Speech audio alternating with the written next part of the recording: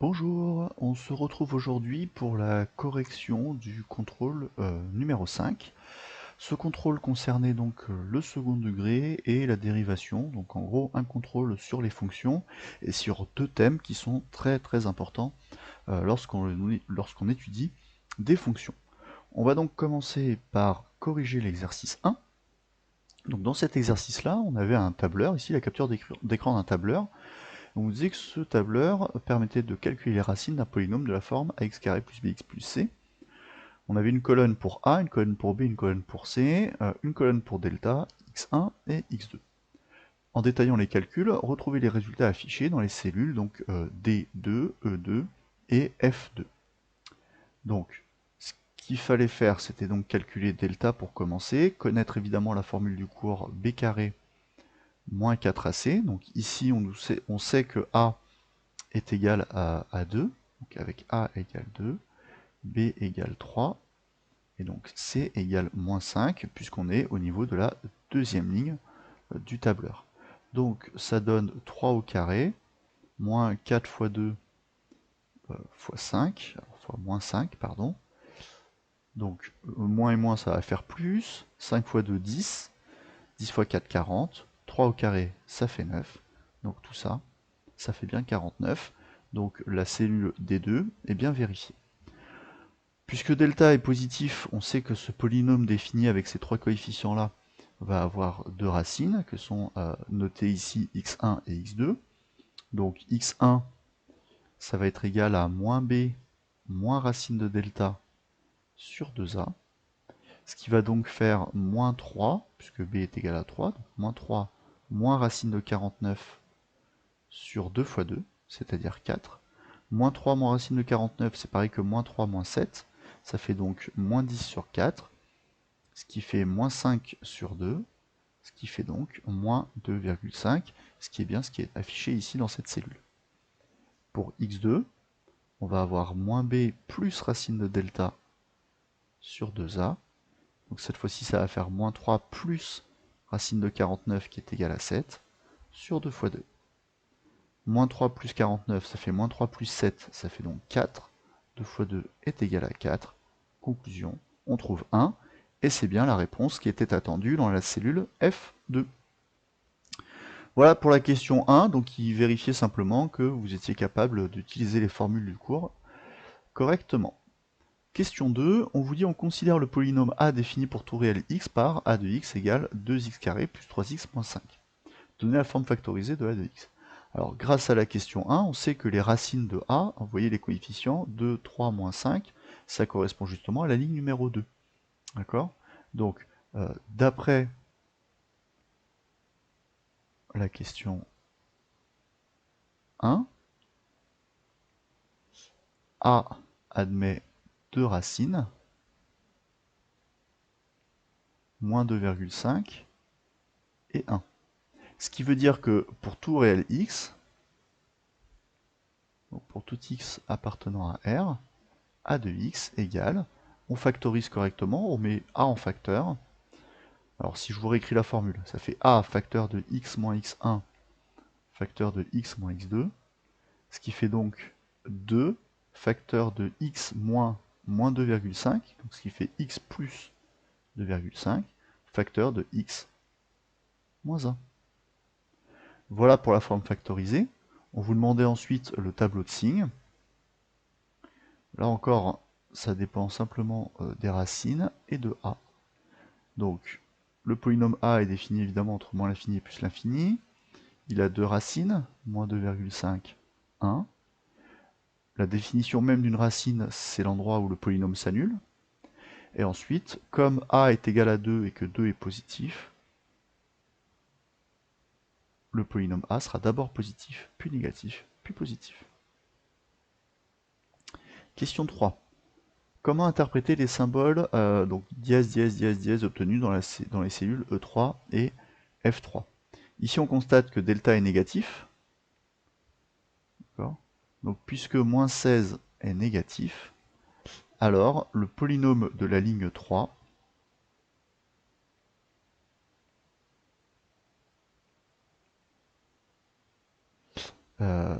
n'admet pas de racine.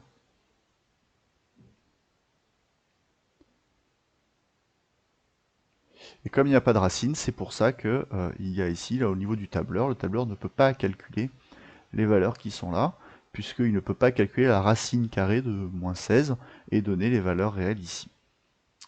Question 4, on appelle B le polynôme défini par le coefficient donc, de la ligne 3. Donner l'expression du polynôme B en fonction de x. Donc pour tout réel x,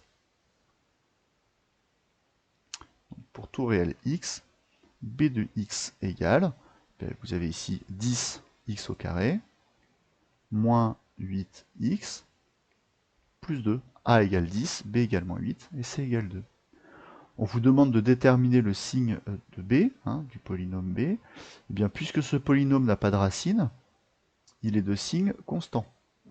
Il est donc soit toujours positif, soit toujours négatif. Donc puisque B n'a pas de racine, il est de signe constant. Donc pour cela, on regarde le coefficient A. Le coefficient A, c'est celui par lequel on multiplie x carré. Ici, 10 est positif. Donc puisque 10 est positif, alors, pour tout réel x,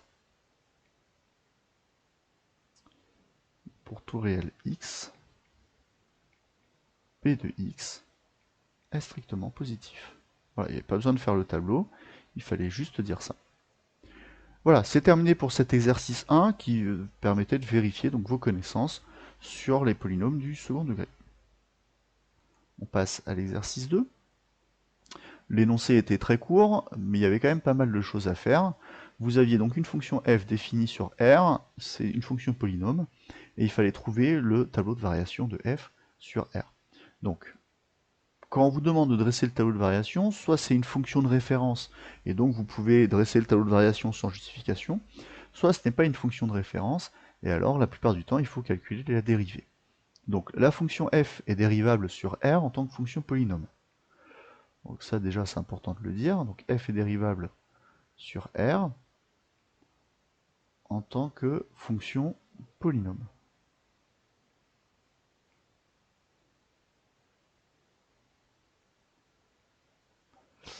Voilà. Donc ça veut dire qu'on peut calculer la dérivée. Donc pour tout réel x. Alors, quand vous dérivez un polynôme, vous pouvez dériver monôme par monôme. Là, je ne vais pas exactement faire monôme par monôme sur la fin, mais ça reviendra au même. Donc f' de x égale. Donc le coefficient 2 tiers ne bouge pas. Je dérive x au cube qui me donne 3x carré. Je dérive x carré qui donne 2x, et enfin je dérive la fonction, l'expression ici qui est une expression d'une fonction affine, et on sait que la dérivée d'une fonction affine, c'est simplement son coefficient directeur, moins 40. Je simplifie, et je trouve 2x carré plus 2x moins 40. Voilà, donc première étape, justifier que f est dérivable. Deuxième étape, calculer effectivement sa dérivée. Nous, ce qu'on cherche, c'est les variations. Les variations de f sont intimement liées au signe de f'. Donc, troisième étape, on va déterminer le signe de f'. f' est un polynôme du second degré. Pour déterminer son signe, il faut voir s'il y a des racines ou non. D'accord ? Donc, cherchons les racines de f'. Donc, les racines de f'. Alors, ce que l'on sait, c'est que... c'est que j'ai perdu le fil. Delta égale b carré moins 4ac. Alors évidemment, vu que j'ai une formule avec a, b, c qui ne sont pas définies dans l'énoncé, je précise. Donc a, c'est le coefficient devant x carré, b, c'est le coefficient devant x, et c, c'est le coefficient qui est tout seul. Donc je fais le calcul, ça fait 2 au carré, moins 4 fois 2 fois moins 40. Alors 4 fois 2, ça fait 8, 8 fois 4, 32, donc là on a 320 plus 4, on obtient donc 324. Voilà. Alors, 324, pour information, c'est 18 au carré. Bien, on connaît les racines de f', on peut donc, on connaît delta, on sait donc, on peut finir, delta est positif. Donc f' admet deux racines. Donc, on a la première racine, je vais écrire ici en tout petit. Donc, on a moins b moins racine de delta sur 2a, qui est donc égal à moins 2. Donc, racine de delta, on a dit que c'était 18. Donc, moins 18 divisé par 2 fois 2. Ça fait moins 20 divisé par 4. Ça fait moins 5. Et donc, la deuxième racine, c'est x2 égale moins b plus racine de delta sur 2a, ce qui fait moins 2 plus 18 sur 2a, c'est-à-dire sur 2 fois 2, ce qui fait donc 16 sur 4, ce qui fait donc 4. Donc, f' admet deux racines, moins 5 et 4. Donc maintenant, on va pouvoir finir en mettant le tableau de signes et le tableau de variation de f. Donc, conclusion, je fais une première ligne pour x. Dans cette première ligne, je vais de moins l'infini à plus l'infini. J'inscris les deux racines, moins 5, 4. Dans la deuxième ligne, j'ai le signe de f' de x. Et dans la troisième ligne, j'ai les variations de f.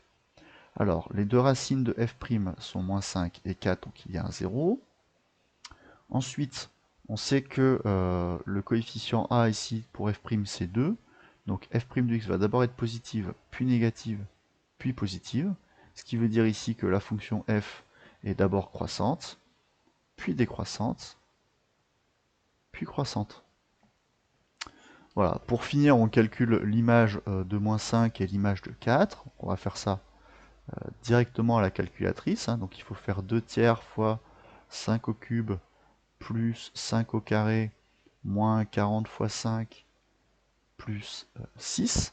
D'accord, donc je prends la calculatrice, je tape 2 tiers fois 5 au cube plus 5 au carré moins 40 fois 5 plus 6. Et je raconte en plus des bêtises. Il ne faut pas me laisser faire. Hein. Donc là c'est moins 5. Pardon, c'était pas 5. Donc ce qui change quand même le résultat. Donc je vais rajouter ça sur la calculatrice. Donc je mets bien moins 5. Là où c'est nécessaire. Et donc j'obtiens 443 sur 3. 443 tiers. Donc ça c'est l'image de moins 5. 443 tiers. Et enfin je fais la même chose avec f de 4. C'est-à-dire que là j'ai 2 tiers fois 4 au cube. Cette fois-ci j'ai pas de problème de signe. Plus 4 au carré. Moins 40 fois 4 plus 6. Donc si je modifie ce que j'ai tapé à la calculatrice, je vais donc avoir 2 tiers fois 4 au cube, plus 4 au carré, moins 40 fois 4, plus 6. J'obtiens moins 286 tiers. Ce qui est assez cohérent avec le tableau de variation, puisque on monte à 443 sur 3 et on descend donc à moins 286 sur 3. Voilà, donc cet exercice-là n'était pas trop compliqué. La vraie difficulté, c'était qu'il n'y avait aucun détail. On vous donnait une fonction, il fallait trouver le tableau de variation. Donc c'est à vous tout seul de dire je veux trouver le tableau de variation d'une fonction qui n'est pas une fonction de référence. Donc je calcule sa dérivée. À partir de ça, je dois trouver le signe de la dérivée. Comment je fais pour trouver le signe de la dérivée? Étant donné que c'est une fonction polynôme du second degré, je détermine ici le discriminant, les deux racines, j'en déduis le tableau de signes, j'en déduis les variations de f. Voilà, si c'est allé trop vite, hein, n'hésitez pas à me faire des commentaires, à me poser des questions, et j'y répondrai, il n'y a pas de souci. On passe au dernier exercice du contrôle, l'exercice 3. Une entreprise de porcelaine donc fabrique et vend de la vaisselle, le bénéfice réalisé en fabriquant blablabla. Alors ce qui est important ici, c'est que on a X milliers d'assiettes et on a des dizaines de milliers d'euros. L'ensemble de définitions, c'est 0,7 et on a donc B de X égale ce truc-là. C'est important ici d'avoir l'ensemble de définitions entre 0 et 7, puisqu'on voit ici que la valeur interdite, c'est 8. Hein, donc là, on devrait avoir X différent de 8, sauf que ce n'est pas précisé là, puisque de toute façon, la fonction est définie sur 0,7. Il fallait calculer et interpréter B de 3. Ce n'était pas la question la plus difficile, mais il fallait la faire correctement. Donc on remplace X par 3, ça fait donc 3 au carré, moins 7 fois 3 sur 3 moins 8.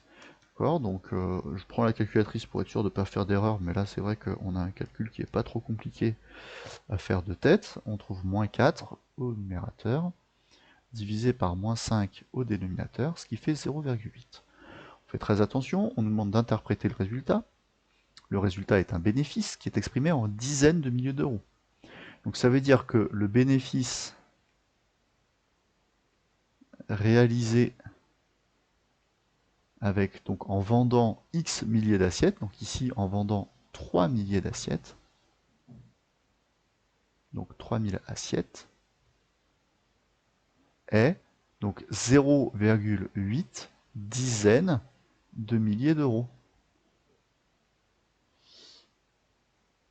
Et 0,8 dizaines de milliers d'euros, c'est donc 0,8 fois 10 000, ce qui fait donc 8000 euros. Voilà. Donc ça c'était la question 1. Question 2. Il fallait justifier que pour tout x appartenant à 0,7, b' de x est égal à ça. Ce qui veut dire qu'il fallait dériver la fonction b. Donc il faut préciser que b est dérivable sur 0,7. Donc est dérivable sur l'intervalle 0,7 en tant que quotient de fonctions dérivables sur 0,7. De fonctions dérivables sur 0,7. Voilà, c'est un peu long à écrire tout ça, mais c'est vraiment important de bien prendre l'habitude de justifier la dérivabilité. Et c'est pas tout de dire que les deux fonctions sont dérivables, il faut évidemment que le dénominateur ne s'annule pas. Donc ces deux fonctions, elles sont telles que le dénominateur ne s'annule pas. Donc le dénominateur ne s'annule pas. Voilà, donc à partir de là, on peut donc calculer la dérivée, donc pour tout x appartenant à R. On pose donc u de x égale x carré moins 7x plus 8. Donc soit u' de x égale 2x moins 7. Donc pourquoi je fais ça? Parce que b est un quotient, donc je vais utiliser la formule qui dit que la dérivée d'un quotient, u sur v', c'est égal à u'v moins uv' sur v au carré. Donc u de x, c'est l'expression du numérateur, et v de x, c'est donc x moins 8, c'est une fonction affine. Donc v' de x est simplement égal au coefficient directeur qui vaut 1. Donc ça, on pose ces deux fonctions-là, et donc maintenant on peut faire le calcul. Pour tout réel x, je vais écrire f' maintenant, c'est b' de x égale, donc u' fois v, donc j'ai u' de x ici, donc 2x moins 7 fois x moins 8, moins uv', donc x carré moins 7x plus 8, vous pensez évidemment à mettre les parenthèses, fois 1. Tout ça divisé par v au carré, et on ne va pas développer v au carré, puisque le but c'est de trouver le signe de la dérivée, et que v au carré est toujours positif dans R, donc on ne va pas se casser la tête à faire le calcul. Par contre au numérateur il faut bien développer, donc on obtient 2x carré, moins 16x, moins 7x, plus 56. Puis on change le signe à l'intérieur de la parenthèse, moins x carré, plus 7x, moins 8, sachant que c'était multiplié par 1, donc il n'y avait pas grand changement. Bon, et on trouve donc b' de x égale x carré. Ensuite, là, on voit qu'il y a un moins 7x plus 7x qui s'annule, donc il va rester 16x. Et enfin, 56 moins 8, ça fait donc plus 48.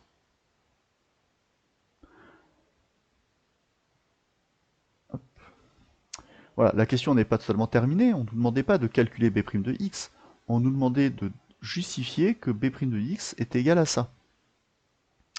Donc, pour ça, je vais écrire que pour tout réel x, donc on est toujours dans la question 2, hein, pour tout réel x, je vais juste prendre le numérateur, parce qu'on voit que le x-8 au carré, on l'a. Donc ce qui m'intéresse, c'est juste x-4 facteur de x-12. Ça, c'est égal à x carré, moins 12x, moins 4x, plus 4 fois 12 qui fait 48. Voilà, si j'arrive à faire un 8 correctement. Et ça fait donc x carré moins 16x plus 48. Et il se trouve que x carré moins 16x plus 48, c'est exactement ce qu'on a obtenu ici. Donc ça marche. La justification est faite. Pour tout x, j'ai écrit une bêtise, je me rends compte, je vais corriger.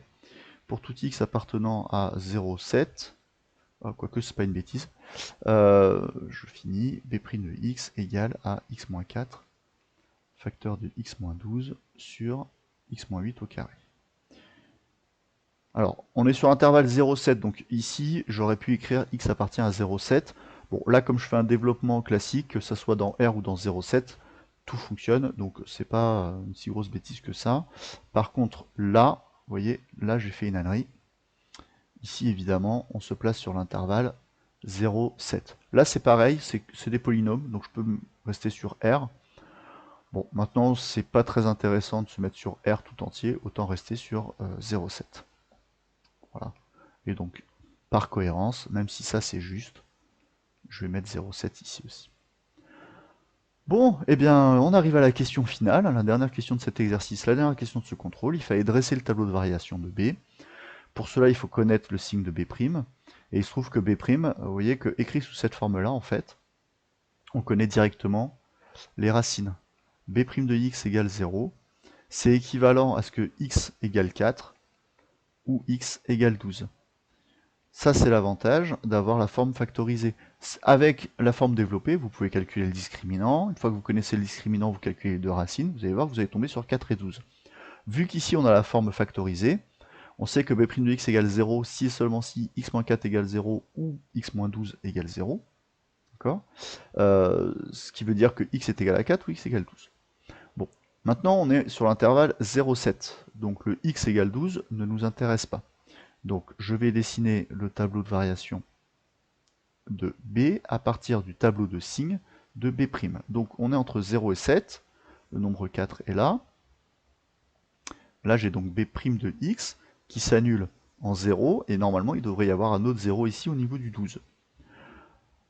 Ici, le coefficient là, qui est au numérateur, on sait que c'est 1. On a 1x carré, donc a est égal à 1. Donc au numérateur, ça va faire plus moins plus. Au dénominateur, c'est toujours positif puisque c'est un carré. Donc au final, on a plus, moins, et normalement après le 12, on aurait dû avoir un plus. On en déduit les variations de B. B est d'abord croissante, puis décroissante sur l'intervalle 0, 7. Je peux calculer l'image de 0. L'image de 0, c'est 8 divisé par moins 8, donc ça fait moins 1. D'accord ? Donc autrement dit, c'est moins une dizaine de milliers d'euros. L'image de 4, je vais le calculer parce que en fait c'est la suite de la question, donc autant le faire tout de suite. Donc à la calculatrice, j'ai 4 au carré moins 7 fois 4 plus 8, ça fait moins 4, et moins 4 ici divisé par 4 moins 8. D'accord, donc si j'écris le calcul, ce sera peut-être plus simple. Donc ça fait 4 au carré moins 7 fois 4 plus 8, tout ça divisé par 4 moins 8. Pardon. Donc, il faut bien faire attention à prendre l'expression de B et pas l'expression de B'. Hein. Donc au numérateur, on trouve moins 4. Au dénominateur, on trouve moins 4 aussi. On a moins 4 divisé par moins 4, ce qui fait 1. Là. Et maintenant, si je fais avec 7 au carré, donc 7 au carré moins 7 fois 7, bon, ça va faire 0 plus 8. Donc ça va faire 8, et je divise par 7 moins 8, c'est-à-dire par moins 1. D'accord ? Donc B de 7, c'est égal, là j'écris pas tout le détail, hein, mais en gros vous avez 8 divisé par moins 1, ce qui fait donc moins 8. Voilà, bon, conclusion de notre histoire, c'est ça qui nous intéressait. Donc là on a dressé le tableau de variation, et en déduire le bénéfice maximal, le bénéfice maximal est de 10 000 euros. Ça il faut faire attention à l'interprétation. Alors le bénéfice maximal est donc une dizaine de milliers d'euros, donc 10 000 euros, pour 4 milliers d'assiettes, donc pour 4000 assiettes produites et vendues.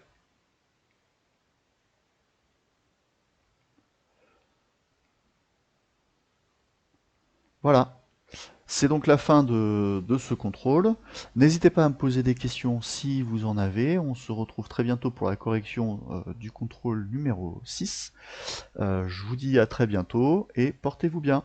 Au revoir.